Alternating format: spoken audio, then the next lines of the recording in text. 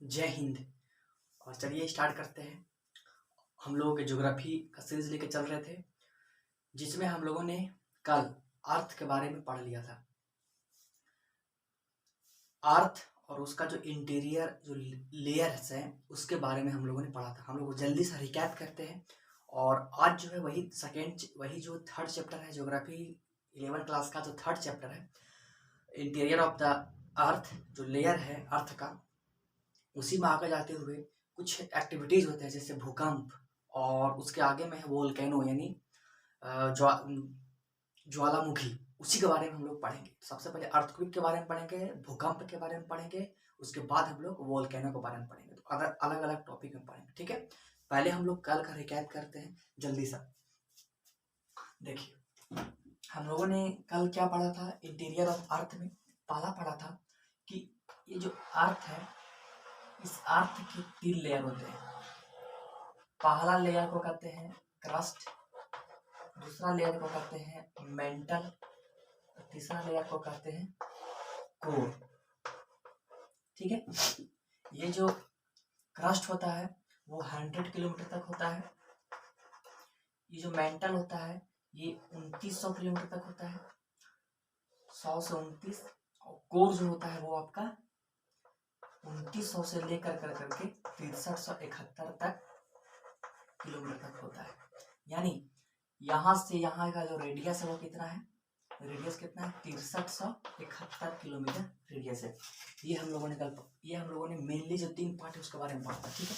और देखते हैं, जब हम बात करते हैं क्रस्ट का, ये सबसे बाहरी परत है, सबसे क्या है, आउटर मोस्ट पार्ट है।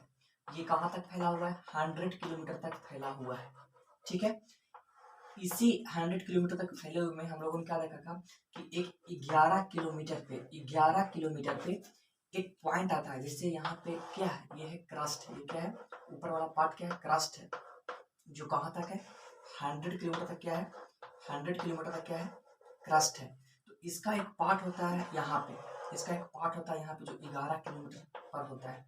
इसको कहते हैं, कल एक लोग ट्रिक पढ़ा था, कोई मुझे रेड गुलाब ला दो। तो कोर्स का होता है कॉन्ट्रैक्ट डिसकंटिन्यूटी। ये एक ऐसा लेयर है जहाँ पे कुछ घटना होता है। तो पृथ्वी के अंदर कुछ लेयर्स है जहाँ पे बहुत स्पेसिफिक एक घटना होता है, तो उसको अलग से नाम दे दिया जाता है। तो यहाँ पे 11 किलोमीटर, पृथ्वी के ऊपर से जब हम 11 किलोमीटर नीचे जाएंगे तो एक यहाँ पे घटना होता है। वो घटना क्या होता है, जैसे देखिए, जहाँ पे अभी हम लोग खड़े हैं, जहाँ पे अभी हिमालय है, जहाँ पे अभी एंडीज पर्वत है, जहाँ पे अभी माउंट एवरेस्ट है, तो ये सब जो पर्वत पहाड़ है, जहाँ पे अभी समुद्र है, जहाँ पे महासागर है, सभी कहाँ है, इस क्रस्ट पे, इस प्लेट पे है। क्या है, इस प्लेट पे है, इस प्लेट में।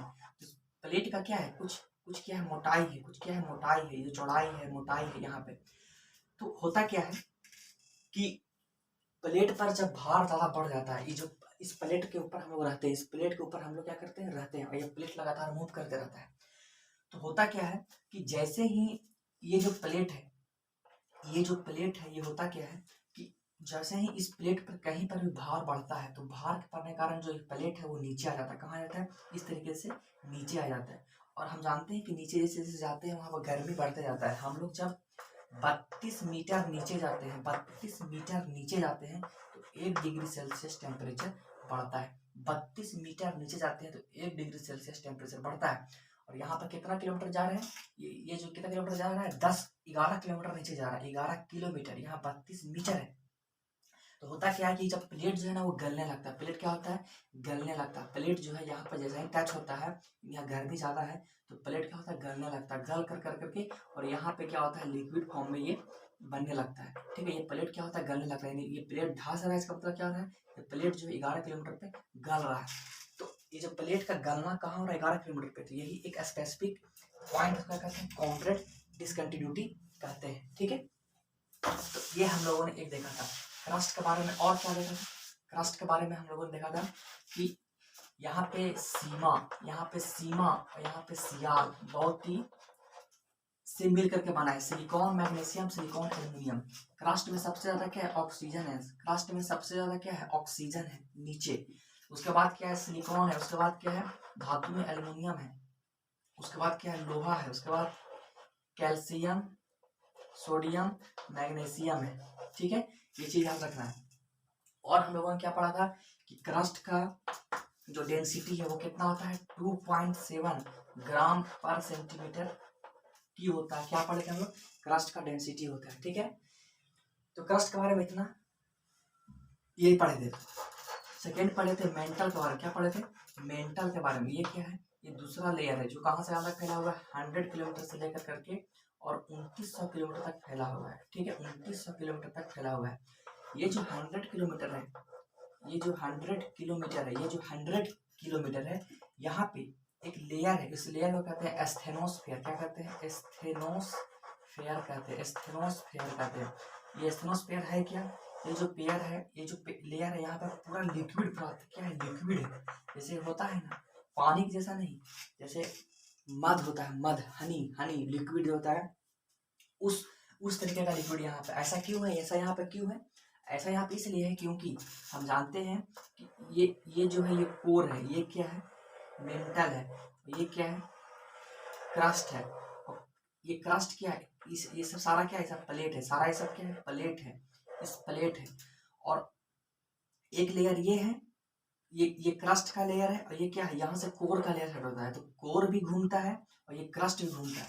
तो ये भी घूम रहा है, ये जो है ये भी घूम रहा है और ये भी घूम रहा है अंदर की ओर। तो जब ये दोनों घूमता है तो ये दोनों के बीच में घर्षण होता है, घर्षण के कारण क्या होता है कि यहाँ पे एनर्जी डेवलप होता है, और एनर्जी के कारण यहाँ पे क्या होता है कि पूरा लिक्विड फॉर्म में क्या हो जाता है, बन जाता है। इसी को कहते हैं एस्थेनोस्फेयर कहते हैं। और यहीं से जितना, यहीं पे क्या होता है, मैग्मा बनता है। क्या बनता है, मैग्मा। यहीं पे क्या बनता है, मैग्मा बनता है। यहाँ क्या बनता है, मैग्मा बनता है। और इसी एस्थेनोस्फेयर में मैग्मा बनता है, या इसी पॉइंट को कहते हैं मोहो पॉइंट कहते हैं। क्या कहते हैं, मोहो पॉइंट कहते हैं। याद रखना है कि मोहो पॉइंट कहाँ होता है, 100 किलोमीटर पर मोहो पॉइंट होता है, ठीक है, इस मेंटल पे। ये जो मेंटल में होता है, यहाँ पे जो मिट्टी होता है, यहाँ पर जो पत्थर वो बेसाल्ट के बने हुए, किसके बने हुए, बेसाल्ट के बने हुए हैं। मतलब यहाँ पे आयरन का जो उपलब्धता होता है इस मिट्टी में सबसे ज्यादा होता है, ठीक है। तो ये पढ़े थे मेंटल के बारे में। मेंटल तक हम लोग जाते हैं कि नीचे जाते जाते डेंसिटी बढ़ता जाता है। तो लगभग अगर हम, क्योंकि मेंटल जो है वो 100 से 2900 किलोमीटर तक है, तो हम लोग जब 1000 किलोमीटर तक जाते हैं ना, 1000 किलोमीटर तक जाते हैं, तो यहाँ पे क्या होता है कि इस समय का जो होता है 3.7 ग्राम पर सेंटीमीटर क्यूब क्या होता है, इस मेंटल का डेंसिटी होता है। लेकिन जैसे जैसे और हम लोग नीचे जाएंगे तो 5.5 ग्राम, लगभग 5.2 ग्राम पर सेंटीमीटर क्यूब जो है वो क्या होता है, मेंटल का डेंसिटी होता है, ठीक है। अब हम लोग एक चीज पढ़े थे कोर के बारे में। किसके बारे में पढ़े थे, कोर के बारे में। कोर के बारे में हम देखे थे कि ये सबसे इंटर वाला पार्ट है। अब इसके भी दो पार्ट होते हैं। इसके कितने पार्ट होते हैं, दो पार्ट होते हैं। पहला जो होता है वो बाहरी पार्ट होता है। जैसे यहाँ पे ये सेंटर है, सेंटर से हम लोग ऊपर की ओर अगर हम जाते हैं इसको, इसको दो कोर के दो पार्ट है। ये पूरा अगर कोर है, तो कोर के दो पार्ट होते हैं। ये होता है आउटर कोर और ये होता है इनर कोर, ठीक है। आउटर कोर और मेंटल आपस में टकराते हैं, जिसके कारण यहाँ क्या होता है, लिक्विड फॉर्म होता है। कैसा फॉर्म होता है, यहाँ पे लिक्विड फॉर्म होता है। और जो लिक्विड फॉर्म होता है, इसी कारण से यहाँ जो कुछ आयरन के जो मटेरियल्स होते हैं, या जो नीफे इस कोर में पाया जाता है, नीफे, निकेल और फेरस पाया जाता है। तो मटेरियल जो यहाँ पे काफी ज्यादा लिक्विड में होते हैं। और जो भारी मटेरियल होता है, लोहा, वो चला जाता है सेंटर में, इनर कोर में, सेंटर में यहाँ पर चला जाता है। और इसी यहाँ पे क्या होता है, ये लिक्विड फॉर्म में नहीं है, ये सॉलिड फॉर्म में। ये किस में फॉर्म है, ये सॉलिड में। और ये वाला जो आउटर कोर है वो किस में है, वो लिक्विड में है, ठीक है। और इसी सॉलिड के कारण जो यहाँ पर आयरन है, इसी आयरन कारण यहाँ मैग्नेटिज्म का जो प्रभाव हम लोग देखते हैं, मैग्नेटिज्म का जो प्रभाव देखते हैं, वो चुंबकत्व का प्रभाव जो देखते हैं, वो इसी इनर कोर में उपस्थित मैग्नेट के कारण होता है, ठीक है। और क्या देखे थे, कोर तक जाते जाते कितना हो जाता है, 13 ग्राम पर सेंटीमीटर क्यूब डेंसिटी हो जाता है, ठीक है। लेकिन जब हम बात किए थे एवरेज डेंसिटी कितना आता है अर्थ का, तो 5.5 ग्राम पर सेंटीमीटर क्यूब इसका आता है, एवरेज होता है पूरा पृथ्वी का। अच्छा, हम लोगों ने देखा कि क्रस्ट का कुछ मोटाई होगा, मेंटल का कुछ मोटाई होगा, कोर का कुछ मोटाई होगा, तो इसको कहते हैं आयतन। क्या कहते हैं? आयतन। ये को कहते हैं वॉल्यूम। आयतन क्या कहते हैं? इसको वॉल्यूम कहते हैं। क्या कहते हैं? वॉल्यूम। तो किसका किसका वॉल्यूम अधिक है? सबसे अधिक किसका है? सबसे अधिक वॉल्यूम जो होता है वो होता है मेंटल का। किसका होता है? मेंटल का होता है सबसे ज्यादा वॉल्यूम। उसके बाद होता है कोर का, और सबसे कम होता है किसका? क्रस्ट का। सबसे कम किसका होता है? क्रस्ट का होता है, याद रखना है। सबसे ज्यादा मेंटल का, उसके बाद कोर का, उसके बाद क्रस्ट का होता है। ठीक है, तो ये चीज हम लोगों ने पढ़ा था। और क्या पढ़ा था? और एक चीज पढ़ा था हम लोगों ने कि और हम लोगों ने चीज पढ़ा था कि एक है मेरियाना ट्रेंच, एक है मेरियाना ट्रेंच। मेरियाना ट्रेंच ये कहाँ है? पैसिफिक ओशियन में, प्रशांत महासागर में है, जो फिलीपींस है, फिलीपींस द्वीप है, फिलीपींस द्वीप है, उसी पे क्या एक मेरियाना ट्रेंच है प्रशांत महासागर में, जो लगभग 11 किलोमीटर तक है। कितना है? 11 किलोमीटर तक है। लेकिन अभी तक का जो एक है यूएसएसआर में, जो रसिया में है, वहाँ एक कोलर माइन है। क्या है? कोलर माइन है, जिसका 11 किलोमीटर यानी 36,000 फीट। इसका जो फीट है वो 40,000 फीट है, 40,000 फीट है ये कोलर में। ठीक है, और हम लोगों ने क्या पढ़ा था? एक चीज हम लोगों ने देखा था कि ये जो अर्थ है, ये क्या है? ये अर्थ है। सबसे पहले किसने कहा कि गोल है? सबसे पहले किसने कहा कि गोल है? सबसे पहले कहा था पाइथागोरस ने कहा था। पाइथागोरस ने कहा था कि ये क्या है? गोल है। लेकिन सबसे किसने कहा कि ये नारंगी टाइप का है? नारंगी टाइप का किसने कहा? न्यूटन ने कहा। किसने कहा? न्यूटन ने कहा। फिर किसने कहा कि ये नाशपाती टाइप का है? किसका टाइप का है? नाशपाती टाइप का है। ये किसने कहा? जेम्स ने कहा। किसने कहा? जेम्स ने कहा। तो ये जो इंपॉर्टेंट चीज था, हम लोगों ने इंडिया के अर्थ में पढ़ लिया। अब स्टार्ट करते हैं टॉपिक आज का, अर्थक्वेक। क्या कहते हैं? अर्थक्वेक। ठीक है, अर्थक्वेक। अर्थक्वेक का मतलब क्या होता है? भूकंप होता है। क्या होता है? भूकंप होता है। हम लोग कई साल पढ़ेंगे। जैसे रिसेंटली अभी टर्की में क्या आया है? भूकंप आया। कहाँ आया?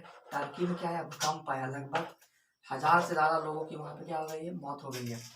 तो टर्की में भूकंप आया। तो भूकंप क्या होता है हम लोग स्टार्टिंग से पढ़ेंगे। ठीक है, देखिए भूकंप का मतलब, भूकंप हम लोग जब आता है तो हम लोग ये जानते हैं सब चीज हिलने लगता है। तो यहाँ तो हिलता क्या है? हिलता है धरती, जो लैंड है जिस पर हम लोग खड़े हैं, वो भूमि हिलता है, यानी क्रस्ट हिलता है। तो इस पर उपस्थित घर है, तो घर से पंखा जुड़ा हुआ है, सारा चीज जुड़ा हुआ है, तो वो सब क्या होता है? हिलने लगता है। यानी अर्थक्वेक का मतलब क्या होता है? शेकिंग। क्या होता है? शेकिंग मतलब होता है हिलना। Shaking of the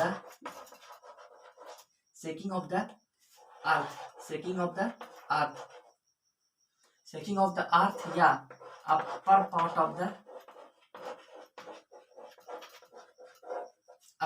of earth या क्रस्ट। ठीक है, शेकिंग ऑफ द अर्थ या अपर पार्ट ऑफ अर्थ या क्रस्ट। जब भूमि का ऊपरी हिस्सा जब कपता है, जब कपता है, वाइब्रेशन करता है, शेकिंग करता है, तो क्या होता है? उसी को, इस घटना को कहा जाता है कि भूकंप आ गया। क्या कहा गया? भूकंप आ गया। अब ये चाहे वाइब्रेशन किसी भी कारण से हो, चाहे कोई एटॉमिक बम गिरा हो, उसके कारण से भी जब गिरता है तो वाइब्रेशन उत्पन्न होता है। चाहे हम लोग पत्थर फोड़ रहे हैं, उसके लिए बम विस्फोट किया जा रहा हो, वहां भी भूकंप वाइब्रेशन होता है। चाहे रोड में काम लगा हुआ है और पीछे में जो रोलर होता है वो वाइब्रेशन करके रोड को चापता है, उस कारण से सारा चीज हिलता है। हाँ, रेट इन लोगों को कम होता है। जैसे अर्थक्वेक जो होता है वो अगर 1 से लेकर करके अगर हम 9 तक की बात करें तो लगभग 6 तक जो लगभग, अगर 5 से लेकर 6 तक ये नॉर्मल होता है। 5 से लेकर 6 तक क्या होता है? नॉर्मल होता है। अगर मान लें कि 5 से 6 तक के फ्रीक्वेंसी में ये आता है भूकंप, तो नॉर्मल होता है। लेकिन जैसे ही 6 के पार होता है, 6.7 है ना, 6.97 आता है, तो ये जो होता है ये क्या होता है? ये तब क्या बनता है? विनाशकारी बनता है। तब ये क्या बनता है? विनाशकारी बनता है। मतलब सारा चीज डिस्ट्रॉय कर देता है जब यहाँ से उत्पन्न होता है। ठीक है, ये 5 से 6 तक जब आता है तो सिर्फ ज़्यादा कुछ प्रभाव नहीं पड़ता है, सिर्फ हिलता है, हमको महसूस होता है ना। लेकिन इससे ज़्यादा जब होता है तो विनाशकारी उत्पन्न हो जाता है। जो टर्की में आया था स्टार्टिंग में 6.7 के करीब आया, उसके बाद 7 इंटर कर गया। इस कारण से यहाँ क्या हो गया, पूरा बिल्डिंग्स गिर गए, तबाही हो गए। ठीक है, तो ये चीज़ हम लोग देखा कि भूकंप क्या होता है, भूकंप कहते किसको है, और भूकंप का वाइब्रेशन हर चीज़ से होता है, बट एक एक एक एक जो है एक लिमिट के बाद अगर होता है तब सारा चीज़ का तबाही हो जाता है। अब हम लोग डिटेल्स में पढ़ते हैं कि आता कैसे है भूकंप, वो चीज़ देखेंगे। ठीक है, देखिए कारण क्या है भूकंप आने का, कारण हम लोग पढ़ेंगे कारण क्या है भूकंप आने का। सबसे बड़ा कारण देखिए क्या है, हम जानते हैं कि हमारा जो अर्थ है उसमें क्रस्ट कहाँ से कहाँ तक है, 0 से लेकर 100 किलोमीटर तक क्या है, क्रस्ट है, और वहां से मेंटल स्टार्ट होता है। हम लोगों ने पढ़ा कि जो मेंटल है वहां पे मेंटल में 100 किलोमीटर पे एक लेयर है जो कहते हैं मोहो लेयर। क्या कहते हैं, मोहो लेयर, या उसको कहते हैं एस्थेनोस्फीयर। वो जो लेयर है, क्रस्ट और मेंटल आपस में वहाँ पर टकराते हैं, घूमते हैं, रगड़ाते हैं, घर्षण होता है। तो घर्षण कारण वहाँ पे हीट उत्पन्न होता है। हीट उत्पन्न कारण जो वो जो लेयर होता है, यानी ये क्रस्ट हो गया, यहाँ से यहाँ तक क्रस्ट हो गया, और यहाँ से स्टार्ट होता है, यहीं से स्टार्ट होता है मेंटल, 100 किलोमीटर से स्टार्ट होता है मेंटल, और जाता है 2900 किलोमीटर तक जाता है मेंटल। ठीक है, तो यहाँ से यहाँ क्रस्ट है, यहीं से यहीं मेंटल है। तो ये वाला जो रीजन होता है ना, ये पूरा रीजन लगभग 150 किलोमीटर तक का रीजन जो होता है, 150 किलोमीटर तक का रीजन होता है, यानी 90 से लेकर करके 150 किलोमीटर तक का रीजन जो रहता है वो क्या रहता है, बहुत ज़्यादा गर्म रहता है, बहुत ज़्यादा गर्म रहता है, और लिक्विड फॉर्म में रहता है। कैसे फॉर्म में रहता है, लिक्विड फॉर्म में रहता है। क्यों रहता है, क्योंकि लगातार यहाँ पे घूम रहा होता है। तो और यहाँ पे क्या है, काफ़ी ज़्यादा लिक्विड है, क्या है, लिक्विड है, और इस लिक्विड को कहते हैं, क्या कहते हैं, मैग्मा कहते हैं। क्या कहते हैं, मैग्मा। क्या कहते हैं, मैग्मा कहते हैं। क्या कहते हैं, मैग्मा। ठीक है, ये एस्ट्रोस्फीयर में। अब होता क्या है कि जितने भी प्लेट क्या है, अब हम जानते हैं मैग्मा से मैग्मा क्या, तो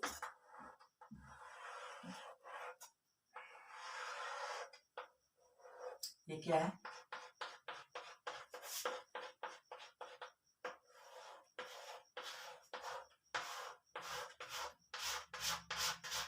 सब क्या है, ये है मैग्मा। इस लेयर को क्या करते हैं, इस पूरे लेयर को क्या कहते हैं, इस पूरे लेयर को कहते हैं एस्थेनोस्फीयर। क्या कहते हैं, एस्थेनोस्फीयर कहते हैं, है ना, या क्या कहते हैं, मोहो लेयर कहते हैं, मोहो लेयर कहते हैं। आप देखिए, अब ये जो पॉइंट है इस पर काफी सारे प्लेट्स हैं, जो हम लोग अभी जानते हैं कि जो क्रस्ट है, जो क्रस्ट वाला पार्ट है जिस पर हम लोग रहते हैं, जिस पर महासागर है, जिस पर पर्वत है, जिस पर पूरा दुनिया टिका हुआ है, वो काफी सारे प्लेट्स में काफी सारे प्लेट से बने हुए हैं। जैसे हम लोग नॉर्मल प्लेट जानते हैं ना, पत्थर का प्लेट, उसी तरह मोटे मोटे हार्ड प्लेट से बने हुए और बड़ा बड़ा प्लेट, जैसे प्रशांत महासागर एक एक एक प्लेट है। हम आगे चैप्टर में पढ़ेंगे कि कैसे निर्माण हुआ है हमारे पृथ्वी का। तो प्लेट से बने हुए हैं, और लगभग 7 बड़े बड़े, जैसे 7 महासागर है ना, आपका प्रशांत महासागर, फिर से पैसिफिक ओशन हो गया, अटलांटिक ओशन हो गया, फिर से आर्कटिक हो गया, हिंद महासागर हो गया, फिर से इधर से 5 महासागर है ना, और 7 महाद्वीप है। तो 7 महाद्वीप उधर और 5 इधर महासागर।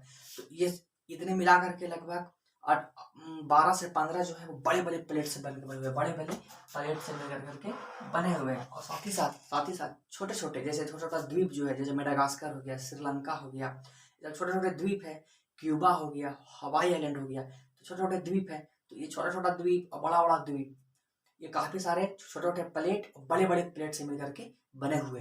तो इस तरीके से सब यहाँ पर सटा हुआ है, यहाँ इससे सटा हुआ है, और काफी सारा प्लेट जो है इस तरीके से प्लेट है ना। अब किसी का डायरेक्शन इधर मूवमेंट है, ये फिक्स है कि कहाँ किसका डायरेक्शन है। जब हम मैप से पढ़ेंगे, जब हम एक चैप्टर है कि कॉन्टिनेंटल ड्रिफ्ट, अर्थ का जो प्लेट है वो कैसे बना है, हिमालय कैसा आया है, जब उसमें पढ़ेंगे तब ये सब देखेंगे कि प्लेट का मूवमेंट क्या होता है। जब प्लेट का मूवमेंट पढ़ेंगे तो कोई प्लेट इधर मूव करता है, कोई प्लेट इधर मूव करता है, कोई प्लेट इधर मूव करता है। तो देखिए होता क्या है कि जब प्लेट आपस में सामने आते हैं, ये प्लेट क्या है, इस प्लेट जो है इस पानी पे तैर रहा है। जैसे पानी के ऊपर अगर हम कोई चीज रखते हैं पानी के ऊपर चीज को जो तैर रहा है तो वो हिलते रहता है कि नहीं, सैकिंग करते रहता है।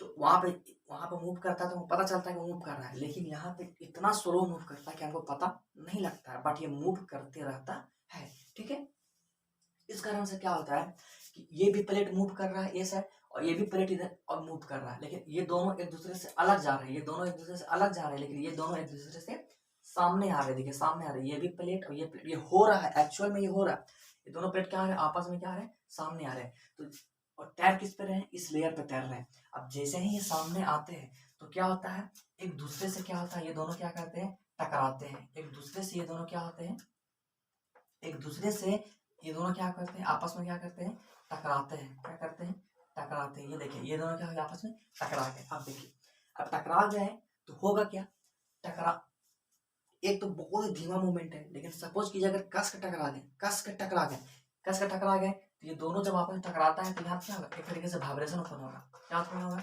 वाइब्रेशन उत्पन्न होगा। टकराने के बाद क्या होगा, वाइब्रेशन उत्पन्न होगा। ठीक है, अब टकराया यहाँ पे, सबसे ज्यादा असर यहाँ पे होगा। इसके ऊपर जो भी चीज होगा, इसके ऊपर जो भी चीज होगा क्या करेगा, वाइब्रेट कर देगा।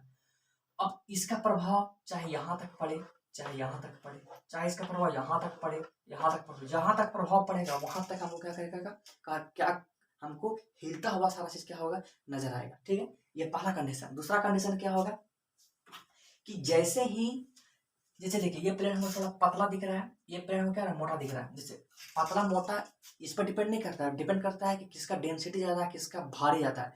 जैसे जो महाद्वीप होते हैं जिस पर, जैसे एशिया महाद्वीप, अफ्रीका महाद्वीप, तो इनका जो प्लेट है ना वो हल्का होता है।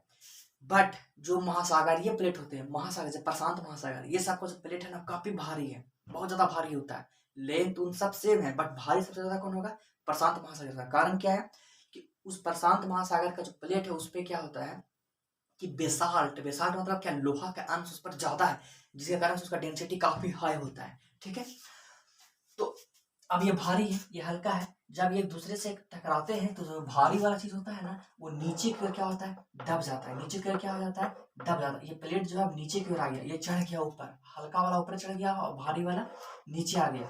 अब देखिए ये दोनों यहाँ पे टकराया है, ये जो प्लेट है वो कहाँ गया, ये प्लेट नीचे आ गया, ये प्लेट क्या है, नीचे आ गया। अब यहाँ देखिए, अब यहाँ तक का जो लेयर, यहाँ तक का जो प्लेट है ये किसके टच में आ गया है, इस गरम वाला चीज के टच में आ गया है। एकदम तहता लाल वाला जो मैग्मा है, गरम है, उसका टच में आ गया है। तो ये प्लेट क्या होगा, खत्म होगा कि नहीं होगा।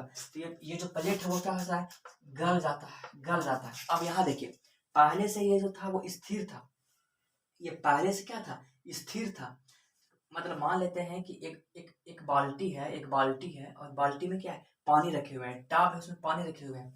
तो पहले से पानी रखे हुए हैं तो कुछ समय बाद क्या होता है, वो पानी स्थिर हो जाता है और धीरे धीरे क्या करता है, मूव करता है। लेकिन अगर उस बाल्टी में हम बाहर से और अधिक पानी डाल दे अचानक, तो क्या हो जाता है, पानी जो है पूरा अचानक क्या हो जाता है, पूरा लिलबिला जाता है ना, ऊपर नीचे होने लगता है। तो वही चीज यहाँ होता है। और स्टार्टिंग में सब बैलेंस में था, और स्टार्टिंग से इधर मूव कर रहा है, इधर मूव कर रहा है, कोई ऊपर मूव नहीं कर रहा है, धीरे इधर इधर हल्का सा मूव ऊपर कर रहा है, हल्का सा मूव ऊपर, मतलब इतना पावर नहीं है कि जाकर के प्लेट से टकरा जाए। तो धीरे धीरे क्या कर रहा है, ऊपर ऐसे से मूव कर रहा है, इधर इधर हल्का सा ऊपर। लेकिन जैसे ही एक्स्ट्रा चीज जो है टूट कर करके इसमें गिरता है, गल कर गिरता है, तो यहाँ पे क्या हो जाता है, अनबैलेंस हो जाता है। अनबैलेंस करने का मतलब कि अब ये जो एक्स्ट्रा जो इसमें मिला है, तो अब क्या होगा, इस चीज को इसमें जब मिलेगा एक्स्ट्रा चीज तो ये ऊपर नीचे होगा कि नहीं, ज्यादा सबसे ज्यादा ऊपर नीचे होगा।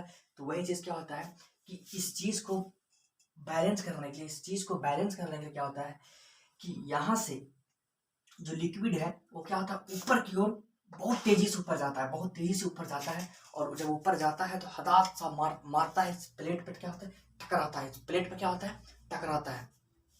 तो जहां भी अब डिपेंड करता है कितना फ्रीक्वेंसी से टकराया है। अब जहां पे जितना तेजी से टकराता है ये वाला चीज, वहां पे क्या होता है, उस चीज पर वाइब्रेशन उत्पन्न कर रहा है, उस जगह पे उत्पन्न कर रहा था, वाइब्रेशन उत्पन्न करता है। और जहां पे इस चीज टकराता है उसी को कहा जाता है फोकस। क्या कहा जाता है, फोकस कि यहीं पे क्या हुआ है कि सारा एक्टिविटीज यहीं पे हुआ है, यहीं पे जाकर के मैग्मा क्या किया है, टकराया है पूरे तरीके से, और यहीं से क्या होता है कि भूकंप का माहौल पूरा तरीके से बनता है, पूरा प्लेट हिल जाता है। ठीक है, अब हम इसके आगे देखते हैं। ठीक है, अब यहाँ देखिए, अभी हम लोग क्या देखें कि जैसे ये अर्थ है, ये क्रस्ट है, ये क्या है, मेंटल है। ठीक है, अब ये मेंटल है, मेंटल यहाँ से स्टार्ट है। अब ये सेट मान लेते हैं कि यहाँ पे क्या हो गया, इस प्लेट पे जाकर के यहाँ से उठा और इस प्लेट पे जाकर के यहाँ पर टकराया है, इस प्लेट पे टकराया है। तो इस पॉइंट को क्या कहते हैं, इस पॉइंट को कहते हैं फोकस। मतलब फोकस क्या है, भूकंप में कुछ पॉइंट है, इसको याद करना है। इस मतलब जहाँ पे माहौल बनता है, जहाँ पे भूकंप सबसे पहले जाकर मैग्मा टकराता है, टकराने के पश्चात वहीं से पूरा प्लेट में फैलता है। तो जहां से फैलता है उस पॉइंट पे कहते हैं फोकस, कहते हैं कि यही एरिया है जहाँ पे भूकंप बनना स्टार्ट हुआ है ना, वहीं से पूरे जगह पे क्या होगा, फैलेगा। अब होता क्या है कि जैसे ही यहाँ टकराता है उसके पश्चात क्या होता है कि ये ऊपर क्यों जाता है, ऊपर क्यों इसलिए जाता है क्योंकि ऊपर में क्या है, ऊपर में ये नजदीक वाला पॉइंट होता है, ये पॉइंट क्या है, नजदीक है, ये दूर है, ये पॉइंट क्या होता है, दूर होता है। ये रेडियस ज्यादा है, ये रेडियस क्या है, कम है। ये रेडियस क्या है, ये रेडियस कम होता है। ये सबसे पहले यहाँ जाता है, सबसे पहले क्या जाता है, यहाँ पे जाता है। ठीक है, सबसे पहले कहाँ जाता है, यहाँ जाता है। ठीक है, तो इस पॉइंट को क्या कहते हैं, ये जो होता है सीधे जाता है, ऊपर में जाता है, सब सीधे जाता है ऊपर में। और इस पॉइंट को क्या कहते हैं,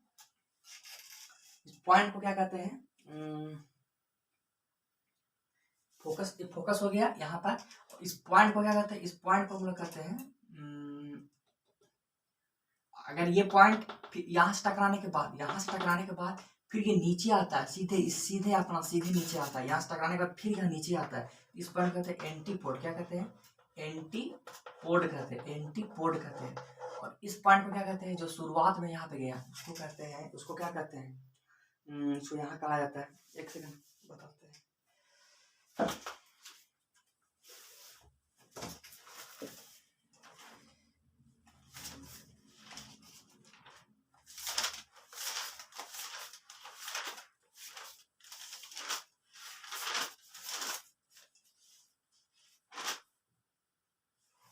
क्या कहते हैं इसको, एपी सेंटर। क्या कहते हैं इसको, एपी सेंटर कहते हैं।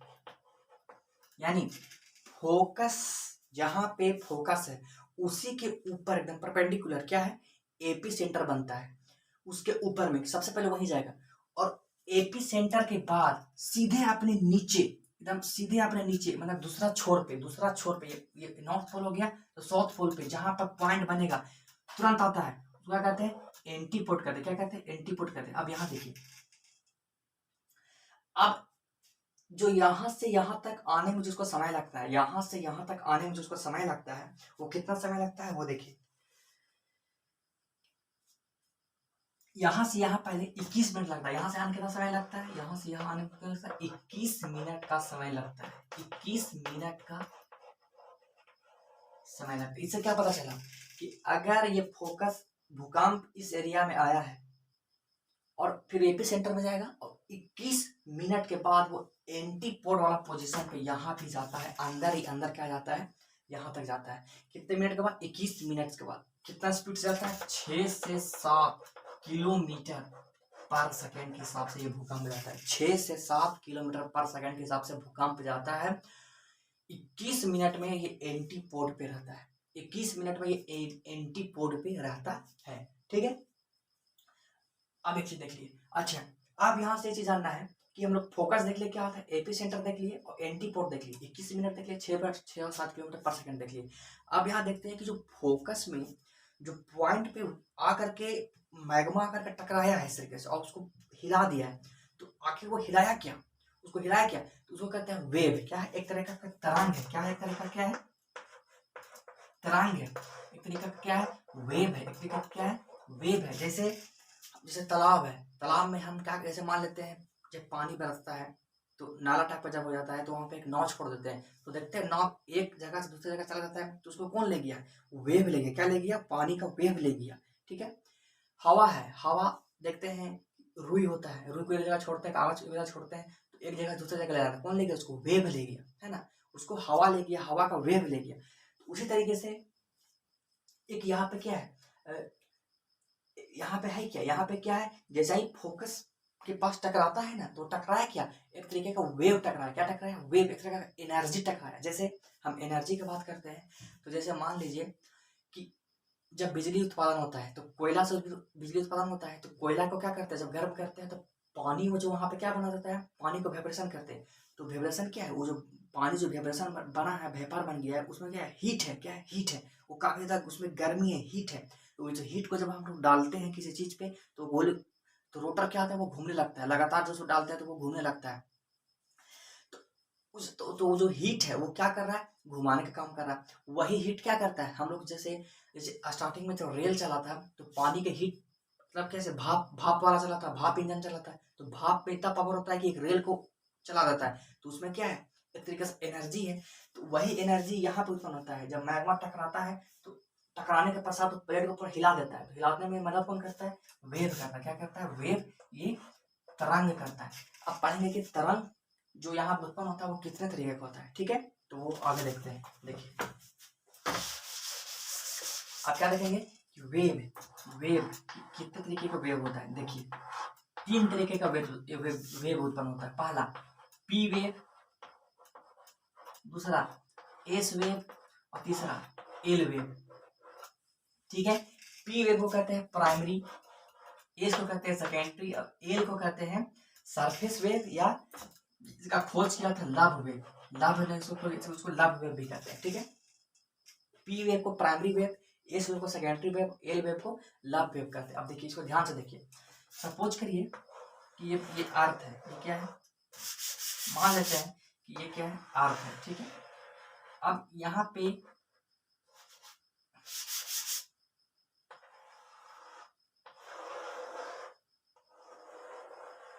मान लेते हैं ये क्या है, ये यहाँ फोकस है, यहाँ से वेव उठा, तो जो सबसे पहले जो वेव निकलता है उसको क्या कहते हैं, प्राइमरी वेव कहते हैं, प्राइमरी वेव। अब इस प्राइमरी वेव जब निकल रहा होता है ना, तो इसी से क्या निकलता है, सेकेंडरी वेव निकलता है। इसी से क्या निकलता है, सेकेंडरी वेव निकलता है, ठीक है। यानी प्राइमरी वेव से ही जब सबसे पहले क्या निकलता है, प्राइमरी वेव, और इसी प्राइमरी वेव से क्या निकलता है, सेकेंडरी वेव निकलता है। और कौन डायरेक्शन रहता है, तो परपेंडिकुलर जाता है। जैसे प्राइमरी वेव के परपेंडिकुलर, तो प्राइमरी वेव इधर जा रहा है तो इधर जाएगा, प्राइमरी वेव अगर इधर जा रहा है तो इधर जाएगा, है ना। प्राइमरी वेव अगर इधर जा रहा है तो इधर जाएगा, समझे। यानी परपेंडिकुलर ये निकलता है, इसको याद रखना है कि अच्छा इसको हम लोग क्या करते हैं, एक हम लोग पॉइंट में लिखते हैं, क्या लिखते हैं, पी वेव। जैसे ये है पी वेव, ये है एस वेव, ये है एल वेव। हम लोग अंतर लिखते जाएंगे, मेन पॉइंट जो है लिखते जाएंगे, ठीक है। देखिए क्या क्या है,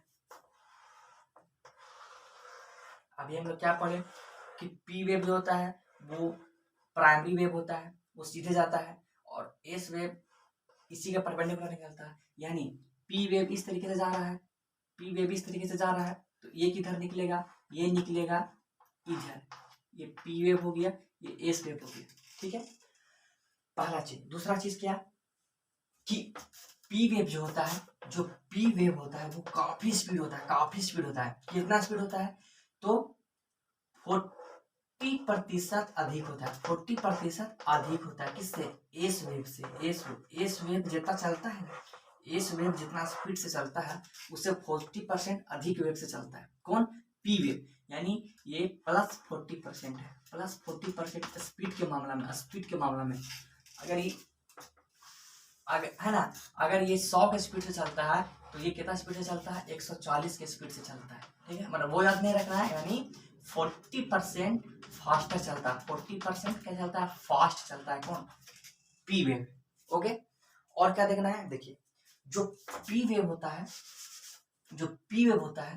इस पी वेव ये तीनों में चलता है। मतलब सॉलिड हो चाहे लिक्विड हो चाहे गैस हो, ये तीनों क्षेत्र में चलता है, ये तीनों फील्ड में चलता है। हम लोग देखे भी अर्थ में कि सॉलिड भी है, लिक्विड भी है ना, कहीं कहीं गैसेस भी होंगे। जैसे हम अब गैस कहाँ से हो जाएगा, तो हम लोग नेचुरल गैस कहाँ से निकालते हैं, हम लोग जो है नीचे से गैसेस निकालते हैं ना, नेचुरल गैस निकालते हैं। फिर से मीथेन ये सब निकालते हैं, तो कहाँ से निकालते हैं? नीचे से निकालते हैं। तो जो पी वेव है ये तीनों से चलता है, तीनों लेयर से, तीनों लेयर यानी सॉलिड, लिक्विड एंड गैस, ये तीनों से चलता है। और ये जो एस है, एस का मतलब क्या होता है? Secondary wave. तो एस से सॉलिड, ये सिर्फ किसमें चलता है? सॉलिड में चलता है। किसमें चलता है? सॉलिड में सिर्फ चलता है। जहां जहां सॉलिड होगा वहीं वहीं चलेगा कौन? एस वेव चलेगा। ठीक है, अब देखिए, अब हम क्या जानते हैं कि जो वेव तीनों में चलता है, जैसे जो लिक्विड ये सब तीनों में चलता है, क्या कहते हैं? साउंड वेव कहते हैं। क्या कहते हैं उसको? कहते हैं साउंड वेव कहते हैं, साउंड वेव कहते हैं। तो क्वेश्चन आएगा कि पी वेव क्या है?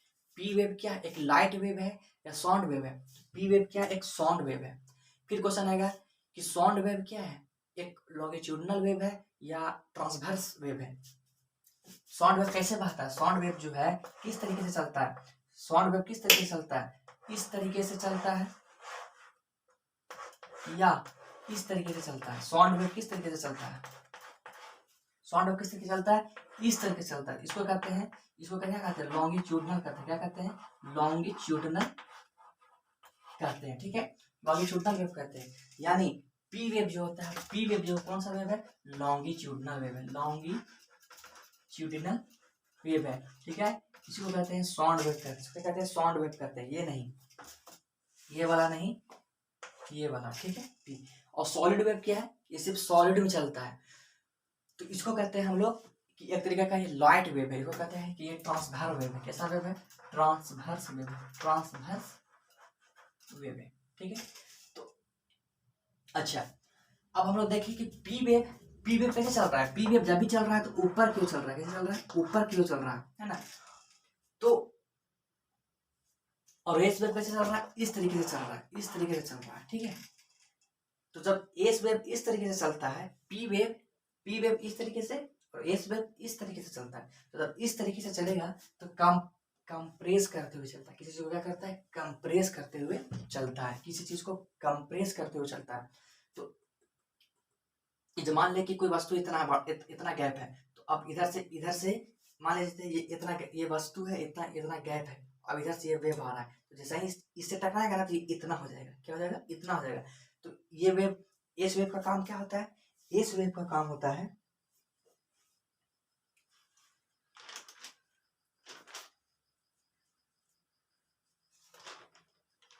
ठीक है, तो इस वेव का इस वेव का जो काम होता है वो क्या होता है कि आपका, एक सेकंड देख लेते हैं।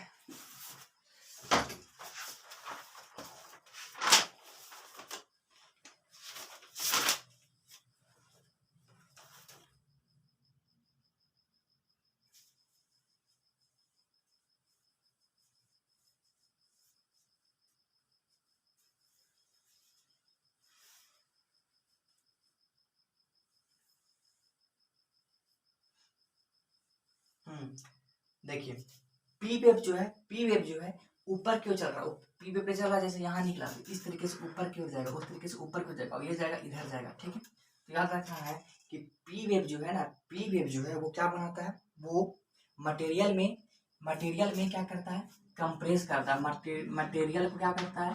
पी वेव, पी से अब कंप्रेस, यहाँ पे कंप्रेस करता है, मैंने दबाता है। कौन करता है? पी वेव क्या करता है? किसी चीज को कंप्रेस करता है। लेकिन एस वेव क्या करता है? एस वेव ये ट्रफ, क्रस्ट बनाता है, ट्रफ और क्रिस्ट का निर्माण करता है। मतलब कंप्रेस किया, छोटा कर दिया, बड़ा कर दिया, इस तरीके से। और यहाँ पे क्या करता है? ट्रफ एंड क्रस्ट, मतलब यहाँ पे छिद्र कर देगा कहीं पे, है ना, कहीं पे होल टाइप का कर देगा, इस तरीके से एस वेव जो है वो करता है। ठीक है, कंप्रेस याद रखना है, क्रेश याद रखना है। ये पी वेव और एस वेव हम लोग देख लिए। अच्छा, एक चीज बच गया, एल वेव। क्या बच गया? L wave. L wave, L wave को क्या कहते हैं? एल वेव जो होता है ना वो सरफेस वेव होता है। क्या होता है? Surface wave. और ये सबसे खतरनाक होता है, ये सबसे खतरनाक होता है। क्यों? क्योंकि एल वेव जो होता है वो सरफेस पे रहता है, और इसी कारण क्या होता है? तबाही आता है। देखिए, एक क्वेश्चन आएगा कि बॉडी वेव किसको कहते हैं? बॉडी वेव किसको कहते हैं? ये कहते हैं पी वेव को, और एस वेव को क्या कहते हैं? बॉडी वेव कहते हैं। क्या कहते हैं? बॉडी वेव कहते हैं। ठीक है, क्योंकि यही जो है पूरे शरीर के अंदर से आता है, जैसे पी और एस वेव करती है, तो सरफेस पर आता है, ठीक है। एक क्वेश्चन आता है, अभी हम लोगों ने देखा कि पी वेव एस वेव जो है, P wave solid liquid and gas से और एस वेव सॉलिड से जाता है। पी वेव जो होता है वो क्योंकि वेव के वो पैरेलल चल रहा है, मान लो वेव ऊपर गया तो वो ऊपर की ओर ही जाएगा, ठीक है। अगर इधर गया तो इधर ही की ओर जाएगा, तो वो क्या करता है, मटेरियल को कंप्रेस करता है। लेकिन एस वेव क्या करता है कि जैसा ही पी निकला तो उसी से उसके परपेंडिकुलर एस निकलेगा और मटेरियल में छिद्र करते करते क्रेस्ट एंड ट्रफ बनाते हुए आगे की ओर बढ़ता है। तो हम लोगों ने देखा कि एस जो है, क्योंकि पृथ्वी के अंदर से निकला है और अंदर में लिक्विड गैस सॉलिड सब ठीक है, तो आखिर वो मूव कैसे करता है एस वेव, क्योंकि उसको खाली सॉलिड चाहिए और अंदर तो लिक्विड गैस पूरा है। इसका मतलब जहां जहां सॉलिड है वहीं वहीं जाता है, लिक्विड में नहीं जाता है। तो इसको कहते हैं सैडो जोन। क्या कहते हैं, सैडो जोन। जहां जहां पे वेव नहीं जा पाएगा, जहां जहां पे वेव नहीं जा पाएगा उसको कहते हैं सैडो जोन कहते हैं। क्या कहते हैं, सैडो जोन कहते हैं। तो इसी को पृथ्वी पे कहाँ कहाँ सैडो जोन है उसको हम लोग अभी देखेंगे। पृथ्वी पे कहाँ कहाँ सैडो जोन है उसको हम लोग अभी देखेंगे। देखिए ये है नीचे बीच का, ये बीच का पॉइंट है, ठीक है। ये बीच का पॉइंट है। हम यहाँ पे ये क्या है, ये है कोर। ये क्या है, कोर है। ये क्या है, मेंटल है। अब यहाँ देखिए ये कोर है, ये मेंटल है, क्योंकि ये सॉलिड है, ये लिक्विड है और फिर यहाँ सॉलिड या ऊपर में क्या है, लिक्विड है। तो कैसे काम करेगा हम जानते हैं। पहले पी वेव का बनाते हैं, पहले पी वेव का। पी वेव क्या करता है, पी वेव जो है वो सॉलिड लिक्विड एंड गैस ये तीनों से जाता है, तीनों से जाता है। बट इसे याद रखना है कि वेव अगर, पर याद रखना है कि अगर सॉलिड में जाएगा, इस अर्थ जो आपके भूकंप वाले जो वेव होते हैं, इसको याद रखना है कि अगर हायर डेंसिटी में जाएगा, कोई चीज हाई डेंसिटी में जाएगा तो उसका स्पीड हाई हो जाएगा।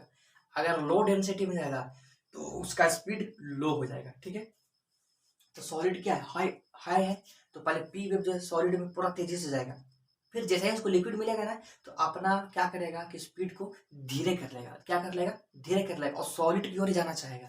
तो वही चीज यहाँ पे होता है कि पी वेव मान लेते हैं यहाँ से चला है, पी वेव यहाँ से चला है, पी वेव यहाँ से चला है, तो ये क्या करता है, ये तीनों से पास करता है। ये मतलब ये मेंटल कोर सबसे जाता है, ठीक है। मेंटल कोर सबसे जाता है। इसका एक डिजाइन होता है, वो बताते हैं हमको। यहाँ तक तो 90 डिग्री हो गया, मान लो यहाँ से चलते हैं 90 डिग्री, यहाँ 180 डिग्री हो गया, ठीक है। फिर 90 के बाद यहाँ पे क्या हो जाता है, यहाँ पे 105 डिग्री, 105 डिग्री। तो इधर भी मैंने इसको कोर अच्छा से करना था कि यहाँ 105 डिग्री बन जाए। 105 डिग्री, यहाँ 90 डिग्री है तो फिर यहाँ 105 डिग्री, ठीक है। 105 डिग्री और फिर यहाँ से 105 डिग्री, फिर यहाँ से 143 डिग्री, क्या है 143 डिग्री, फिर यहाँ से 143 डिग्री। देखिए होता क्या है, इसमें क्या बना है वो देखिए। सॉरी 105 147। देखिए पी वेव जो होता है, पी वेव जो क्या है कि पी वेव ये सब में जाएगा, ये सॉलिड लिक्विड गैस सब में चला गया है ना। ये जैसे ही यहाँ पहुंचता है, जैसे यहाँ जैसे ये सब में सब तरफ जाएगा, लेकिन जैसे ही जब आगे पर पहुंचेगा तो यहाँ इसको लिक्विड मिलेगा। क्या मिलेगा, इसको लिक्विड मिलेगा। क्या मिलेगा, इसको लिक्विड। तो स्टार्टिंग में जो स्पीड इसका जो था, जो डायरेक्शन था वो तो सही रहेगा, लेकिन जैसे ही लिक्विड में पहुंचेगा, जैसे ही इसको लिक्विड वाला मिलेगा चीज, तो अपना डायरेक्शन क्या कर लेगा, वो चेंज कर लेगा। डायरेक्शन क्या कर लेगा, चेंज कर लेगा। तो वो डायरेक्शन इसका क्या हो जाता है, इधर हो जाता है। क्या हो जाता है, इधर हो जाता है, ठीक है।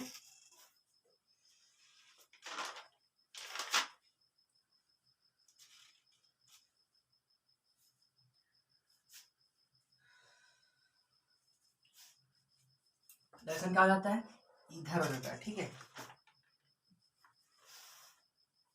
10 सेकंड बताते हैं।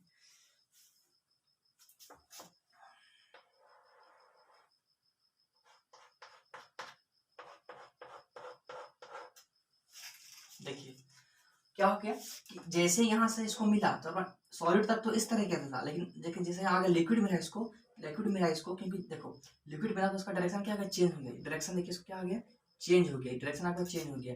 अब ये सारा इधर जा रहा है, सारा इधर जा रहा है, सारा इधर जा रहा है, सारा, और फिर इधर वही चीज हुआ, जैसे डायरेक्शन मिला फिर इधर चेंज कर लिया, सारा चीज इधर जा रहा है। तो यानी पी वेव कहाँ से कहाँ तक है, पी वेव कहाँ से कहाँ तक है, पी वेव जो है 143 डिग्री से 143 डिग्री तक है। पी वेव कहाँ से कहाँ तक है, पी वेव जो है वो 143 से 143 तक है, 143 से 143 तक है, ठीक है।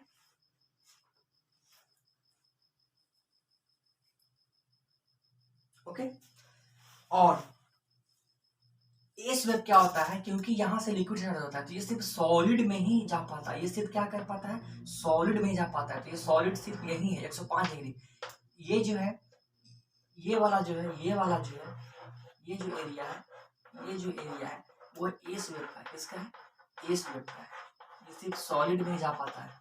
जो गोला गोला दिखा रहे हैं वो किसका है, एस वेव का है, और जो लाइनिंग लाइनिंग दिखा है वो किसका है, पी वेव का है। हम क्या बताना चाह रहे हैं, बताना चाह रहे हैं कि पी वेव जो है जब चला ना तो पृथ्वी पे डिग्री होगा, तो 143 डिग्री से ये साइड जगह जहां पर उत्पन्न हुआ है, जहां से उत्पन्न हुआ है तो वहां से एक लाइन खींचेंगे तो वहां पे 180 डिग्री सब सामना सामने बनेगा। तो इधर से 143 डिग्री और 180 डिग्री से उधर 143 डिग्री, ये क्या करता है, पी वेव क्या करता है, मूव करता है, ठीक है। एस वेव कहाँ से कहाँ मूव करता है, एक एस वेव 105 डिग्री से लेकर करके 105 डिग्री ये, और इधर पूरा 105 डिग्री क्या करता है, वो मूव करता है। अब हमको बताना है कि पी वेव का शैडो जोन क्या है, पी वेव का शैडो जोन क्या है, शैडो जोन की जहाँ पी वेव नहीं पहुंच पा रहा है। तो पी वेव जैसे ही यहाँ पे आया उसके बाद यहाँ मुड़ गया, क्या मुड़ गया, इधर मुड़ गया, ठीक है। तो पी वेव का जीरो जो होता है वो क्या होता है, शैडो जोन होता है। पी वेव का ये क्या होता है, शैडो जोन होता है। शैडो जोन होता है 105 डिग्री से लेकर करके 143 डिग्री तक क्या होता है, शैडो जोन होता है, ठीक है। अगर लोग पूछ दे कि पी वेव का शैडो जोन क्या है तो 105 डिग्री से 143 या 45 डिग्री तक, ठीक है। और अगर पूछ दे कि एस वेव का,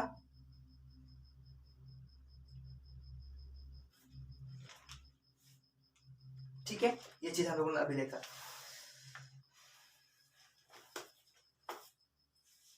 ठीक है। 105 से 143 डिग्री तक क्या होता है, शैडो जोन इसका होता है, ठीक।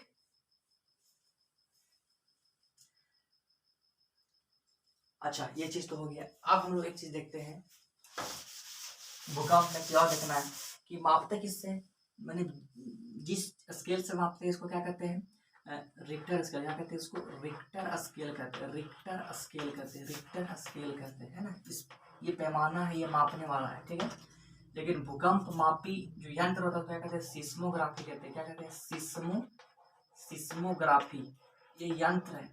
सिस्मोग्राफी क्या है, एक यंत्र जिससे क्या मापाता है, भूकंप मापाता है, मेजर होता है। और जिस रीडिंग पर मापाता है वो क्या है, रीडिंग रिक्टर स्केल है। इसको 1 से लेकर करके 9 तक होता है, 1 से लेकर करके 9 तक होता है, ठीक है।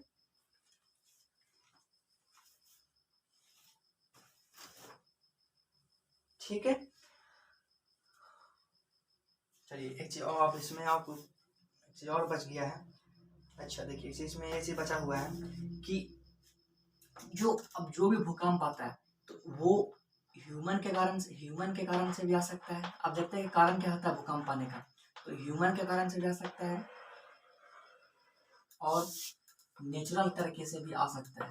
अब क्या क्या है वो देखिए, नेचुरल ह्यूमन कारण से क्या क्या है, ह्यूमन जैसे मान ले कोई एटम बम गिरा दिया, क्या गिरा दिया, एटम बम गिरा दिया, उससे क्या आ जाएगा, भूकंप आ सकता है। दूसरा चीज क्या आ सकता है, एटम बम गिरा दिया तो उससे क्या हो गया, भूकंप आ सकता है। फिर क्या हो सकता है, मान लेते हैं कि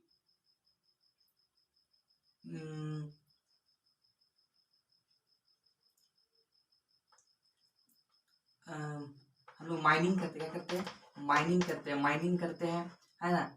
हम लोग माइनिंग करते हैं तो क्या होता है कि अंदर का लेयर क्या होता है, खत्म हो जाता है, अंदर का जो मोटा लेयर होता है वो खत्म हो जाता है। तो अचानक मान लीजिए नीचे धंस गया तो वो भी क्या हो जाता है, वो भी क्या होता है, भूकंप आने का कारण बनता है। तीसरा चीज क्या होता है भूकंप आने के कारण जो होता है ह्यूमन के कारण, वो क्या है,